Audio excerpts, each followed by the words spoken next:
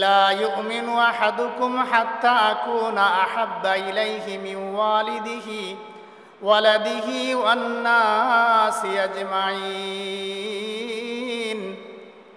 ও মুসলমান, আমরা আমাদের নবীকে কতটা ভালোবাসি, আর সাহাবায়ে কেরামগণ নবী করিম সাল্লাল্লাহু আলাইহি ওয়াসাল্লামকে কতটা ভালোবেসেছেন।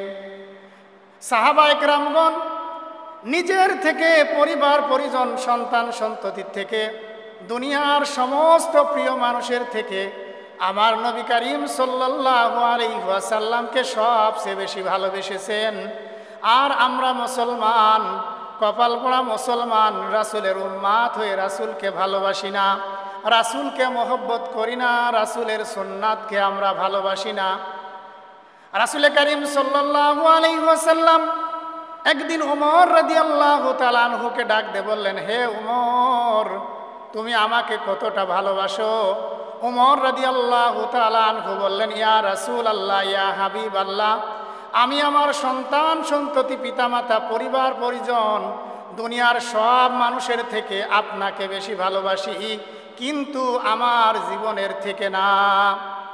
তখন রাসূল করিম সাল্লাল্লাহু আলাইহি ওয়াসাল্লাম উমর রাদিয়াল্লাহু তাআলা আনহুকে বললেন, হে উমর, তুমি এখনো প্রকৃত মুসলমান হইতে পারো নাই। তুমি যতক্ষণ পর্যন্ত তুমি তোমার নিজের থেকে, তোমার পরিবার পরিজন থেকে এবং দুনিয়ার সমস্ত মানুষের থেকে যতক্ষণ পর্যন্ত না আমি রাসূলকে ভালোবাসবে, ততক্ষণ পর্যন্ত তুমি রাসূলের প্রকৃত উম্মাত হতে পারবে না। তুমি ততক্ষণ পর্যন্ত তুমি মুমিন হতে পারবে না। ক্বালা নবী সাল্লাল্লাহু আলাইহি ওয়াসাল্লাম, লা ইউমিনু আহাদুকুম হাত্তা আকুনা আহাব্বা ইলাইহি মিন ওয়ালিদিহি ওয়ালাদিহি ওয়ান নাসি আজমাইন। রাসূল বলেন, তুমি ততক্ষণ পর্যন্ত মুমিন হতে পারবে না যতক্ষণ পর্যন্ত তুমি তোমার নিজের থেকে, তোমার পিতামাতার থেকে, তোমার সন্তান সন্ততির থেকে, দুনিয়ার সমস্ত মানুষের থেকে আমি রাসূলকে যতক্ষণ পর্যন্ত না ভালোবাসবে, তুমি ততক্ষণ পর্যন্ত প্রকৃত মুমিন হতে পারবে না। সুতরাং প্রিয় মুসলমান ভাইরা আমার, রাসূলকে ভালোবাসতে হবে এবং রাসূলকে কেমনভাবে ভালোবাসতে হবে? যেমনভাবে সাহাবায়ে কেরামগণ ভালোবেসেছেন। নাবি নাবি বলে আর কত কাল আমি কাঁদব, নাবি নাবি বলে আর কত কাল আমি কাঁদব। আপন নজরে কবে জানি নূর নবীজিকে দেখব, আর কত কাল আমি কাঁদব। এই কাঁদনে কবে জানি হবে সমাধি,